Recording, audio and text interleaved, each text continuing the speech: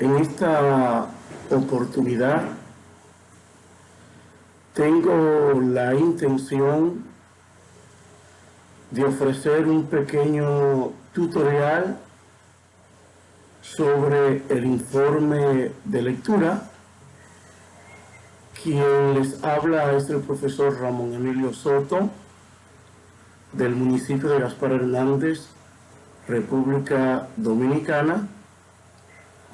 Trabajo como docente en el Liceo Eugenio María de Hostos del Distrito Municipal de Veragua y en la Universidad Tecnológica UTESA, recinto Gaspar Hernández. El informe es un texto expositivo y, como su nombre lo indica, tiene la intención de informar, de exponer o de explicar sobre un texto que se haya leído o sobre algún acontecimiento que haya pasado en la comunidad. Es un escrito en prosa y el mismo permite desarrollar en los estudiantes su capacidad de interpretación y comprensión textual, haciendo énfasis o identificando las ideas esenciales que ofrece un determinado autor en su escrito.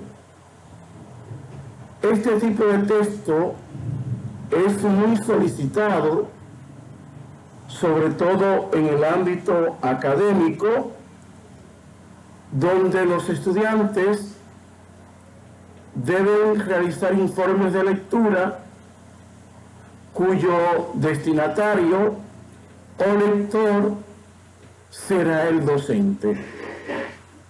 Sin embargo, en el proceso de corrección o de autoevaluación o de coevaluación, los estudiantes también pueden utilizar la estrategia de dar participación a sus compañeros para que a través de la relectura ellos le puedan ofrecer sugerencias, recomendaciones, cómo pueden mejorar su informe de lectura. Ahora bien, todo informe de lectura tiene un propósito, tiene un objetivo, y como el informe es un texto expositivo, su principal objetivo es exponer, describir, explicar, analizar, interpretar y argumentar sobre el texto o artículo que ha leído. Por tanto, un informe de lectura no es una transcripción literal de lo que un autor ha plasmado en un artículo, sino que el lector debe analizar, debe interpretar y sacar sus propias conclusiones. Incluso puede redactar el informe dándole al mismo un estilo o una marca personal, pues cada escritor tiene una forma peculiar y particular de expresar sus ideas, sus sentimientos y sus experiencias. Entonces, ¿qué se plasma en un informe de lectura? La experiencia que un lector ha tenido en el desarrollo o en el proceso de lectura de un texto específico. Ahora bien, En el informe de lectura no solamente se informa o se explica, sino que el mismo texto implica y requiere que el lector también argumente. ¿Qué se argumenta? Si usted como lector está a favor o está en contra de los planteamientos que hace un escritor o un autor sobre el texto o el artículo que ha escrito. Por ello, para argumentar o para sustentar o refutar un punto de vista, el lector necesita fundamentarse o sustentarse en razonamientos. Y para ello es pertinente, es necesario que el lector acuda a sus conocimientos previos que tiene sobre el tema sobre el cual se está haciendo el informe de lectura, y al mismo tiempo también se requiere utilizar marcadores discursivos causales que van a permitir establecer la cohesión entre un enunciado y otro, y también van a permitir sustentar por qué estoy de acuerdo o estoy en desacuerdo con un determinado punto de vista. Y es necesario argumentar porque el lector, cuando hace un informe de lectura, tiene que asumir una postura crítica frente al texto. Es decir, usted no está obligado a estar de acuerdo con todo lo que un autor plantea. Ahora bien, si en un caso particular un lector está en desacuerdo, tiene que justificar por qué está en desacuerdo. Y si está de acuerdo, es decir, si usted se identifica con el escritor o con el autor, debe también sustentar, justificar, argumentar por qué está de acuerdo. Por ello, esta es una estrategia que permite también desarrollar y poner en práctica tanto el proceso de lectura como el proceso de escritura. Pero vuelvo y reitero, un informe de lectura no es una transcripción literal del texto, sino que el lector puede reformular, puede modificar, puede reestructurar el texto sin que el mismo pierda el sentido y la originalidad.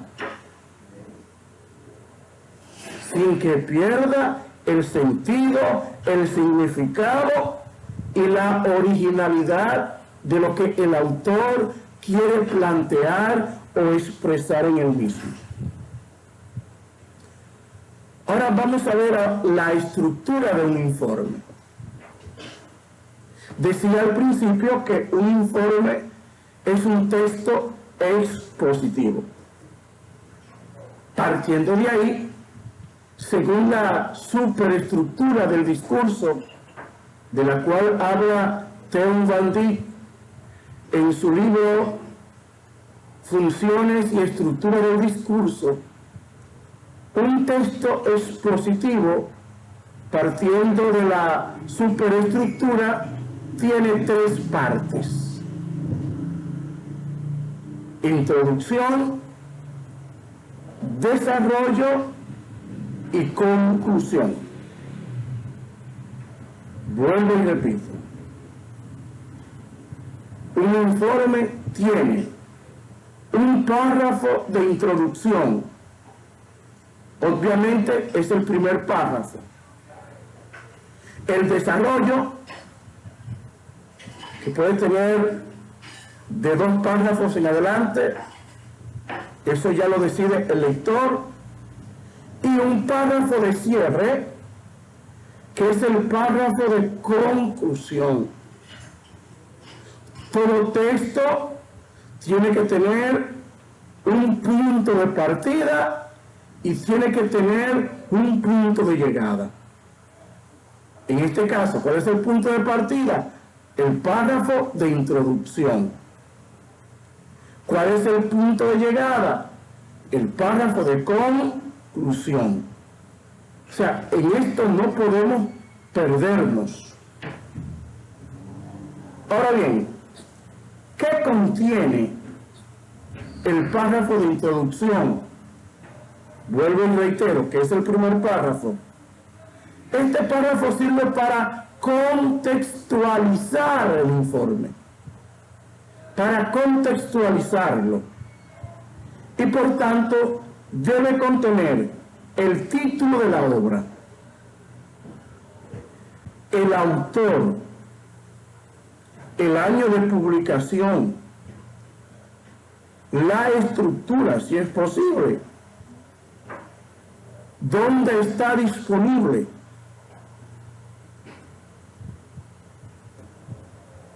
el tema y la tesis o el punto de vista que usted como lector pretende sustentar o demostrar. La tesis es lo que nosotros conocemos como la oración tópica o la oración principal del artículo o del texto que usted haya leído. Porque se puede hacer un informe también sobre una noticia, sobre una novela que usted haya leído, un cuento.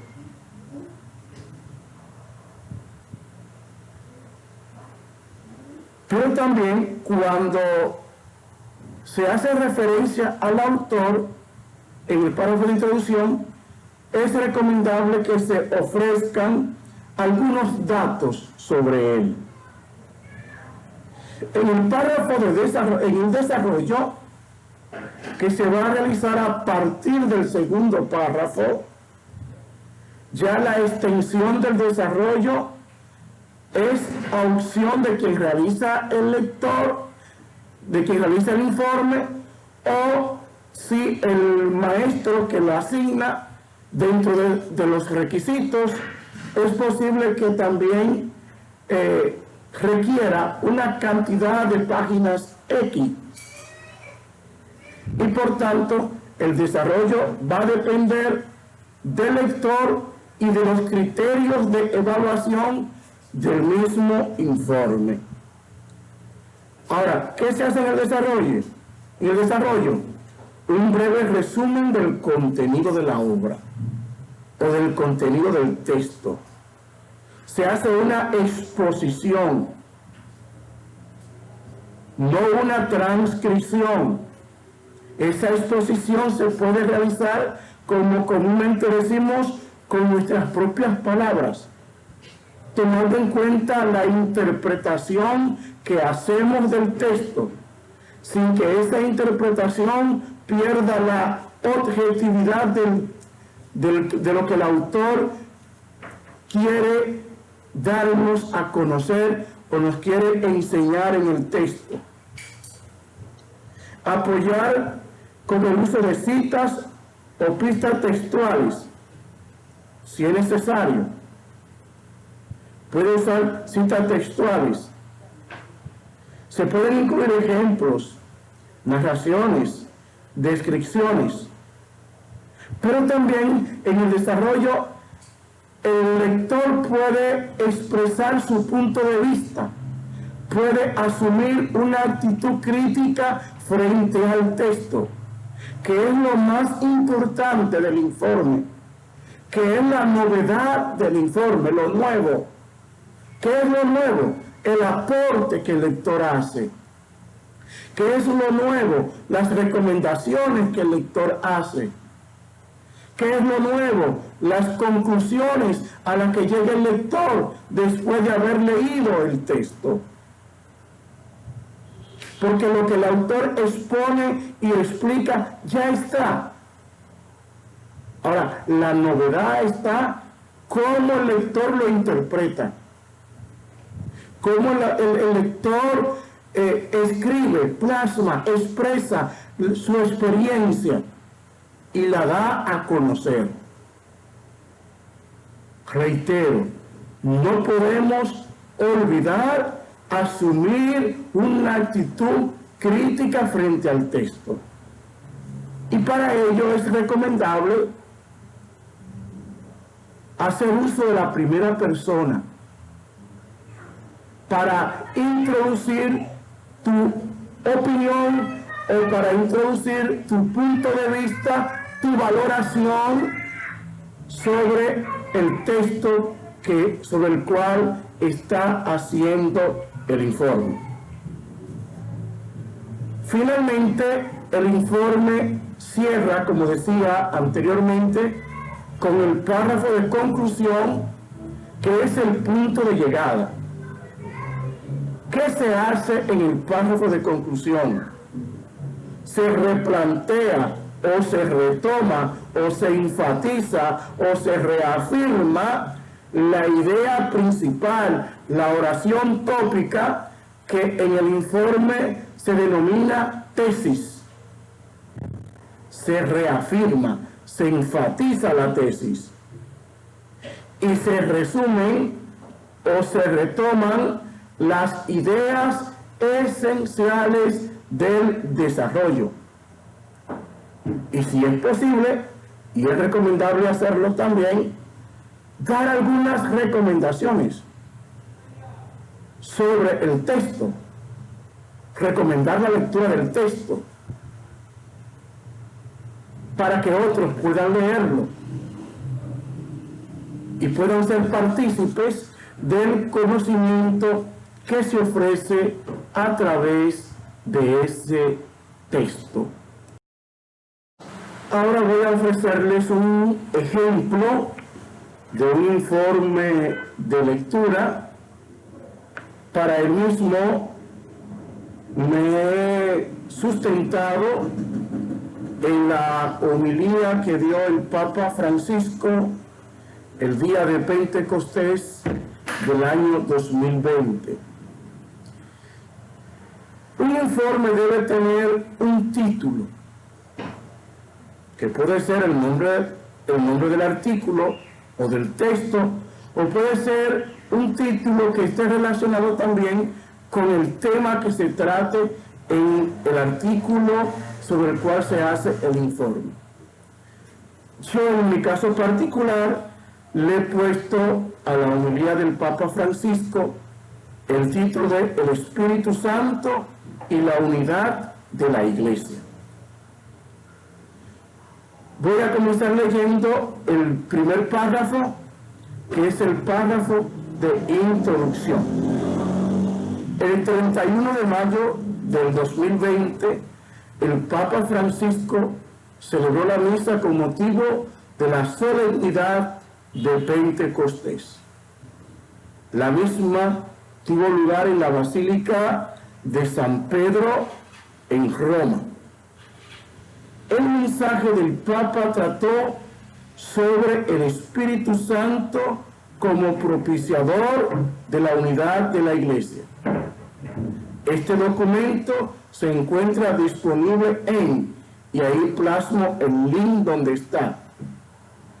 El informe de lectura se hace con la finalidad, puede ser con el propósito o puede ser con el objetivo de sustentar que el Espíritu Santo realiza la unidad de la Iglesia.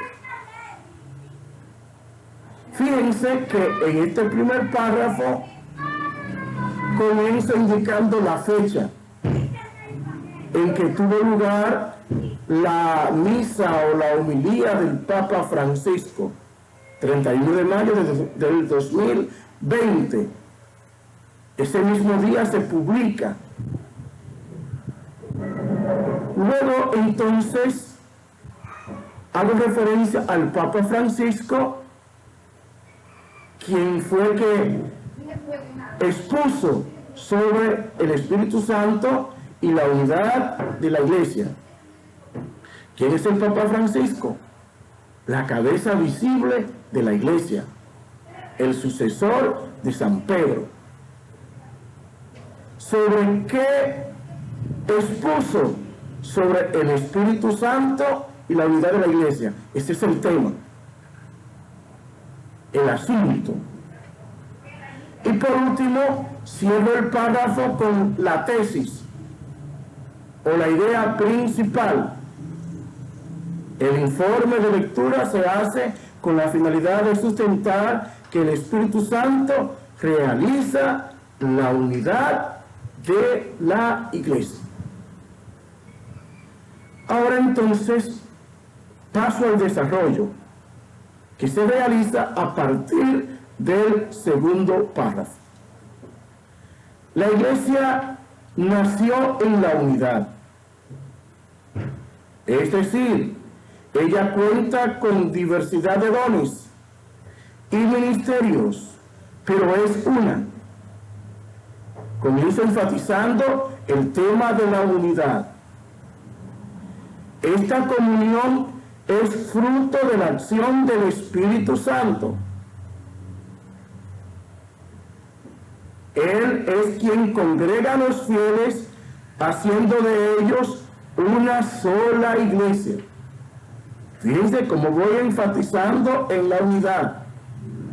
Su unción provoca que se dejen atrás las diferencias, preservando la diversidad en la unidad. En ese sentido, esta unidad que realiza el Paráclito, que es otro nombre de que recibe el Espíritu Santo, fue comprendida por los apóstoles el día de Pentecostés. Considero, cuando pongo el verbo en primera persona, es porque voy a dar mi punto de vista. Considero que la comunión de la iglesia es indispensable, porque si los cristianos nos dividimos, formando cada quien su propio grupo, las personas no creerán en nuestra predicación, aunque la misma se haga en nombre de Cristo. Por ello, me identifico, sigo con la primera persona, para dar mi punto de vista. Me identifico con las palabras del sumo pontífice, ya que, observen cómo uso un marcador discursivo causal para justificar mi postura, ya que el mensaje de salvación que comunica es fruto de la presencia del Espíritu Santo en él, pues enfatizó la unidad de los cristianos, y donde está el Espíritu de Dios no puede haber división. La unidad de la iglesia es obra del Espíritu Santo. Sigo enfatizando la idea principal. Él nos recuerda que tenemos un solo Señor y un solo Padre. Por tanto, todas las personas somos hermanos. Además, Jesús y el Padre son uno. De modo que el misterio de la Santísima Trinidad es una manifestación de la unidad que Dios quiere entre nosotros. Y si esto es así, pienso, vuelvo y doy mi punto de vista, que no podemos separarnos, sino mantenernos unidos en una misma fe y en una sola iglesia. Sigo con el desarrollo. Existen tres enemigos que atentan contra la unidad de la iglesia, según el Papa. Estos son el narcisismo, el victimismo y el pesimismo. El primero es el narcisismo. Este conduce a la idolatría de las personas, es decir, de sí mismo. El segundo se manifiesta en las personas que viven quejándose y lamentándose. El tercero ve todo negro. Para él todo está mal. La política, la iglesia, la sociedad. Afirmo, ahí voy a dar mi punto de vista, afirmo que las personas debemos superar estas actitudes y visión de la vida, puesto que uso un marcador discursivo causal para sustentar y justificar mi postura, puesto que el culto no se hace a la persona, sino a Dios. También no puedo convertir mi vida en un permanente lamento, sino que debemos ser creativos para superar las adversidades. Además, todo en la vida no es oscuro, ya que hay realidades y personas que son signo de luz. Y ahí concluyo con el desarrollo. ¿Qué falta? El punto de llegada. ¿Cuál es el punto de llegada? El párrafo de conclusión. En suma, o puede ser en conclusión, o puede ser en resumen, o puede ser en síntesis, o en fin, o finalmente, como usted quiera. La unidad de la iglesia es el resultado de la acción del Espíritu Santo. Ahí es retomado la tesis. Ahí es retomado la oración tópica, la oración principal. Ahora bien, es cierto que hay diversidad, pero en medio de esa realidad, el Consolador propicia la unidad. El Señor nos llama a mantenernos en la comunión. Estoy retomando las ideas esenciales del desarrollo. Por eso,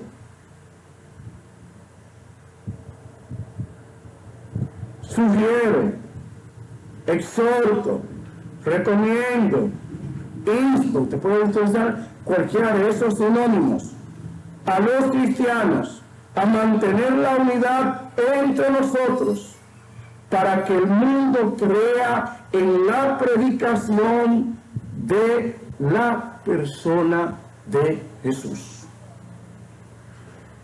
Espero que este tutorial les sirva a los estudiantes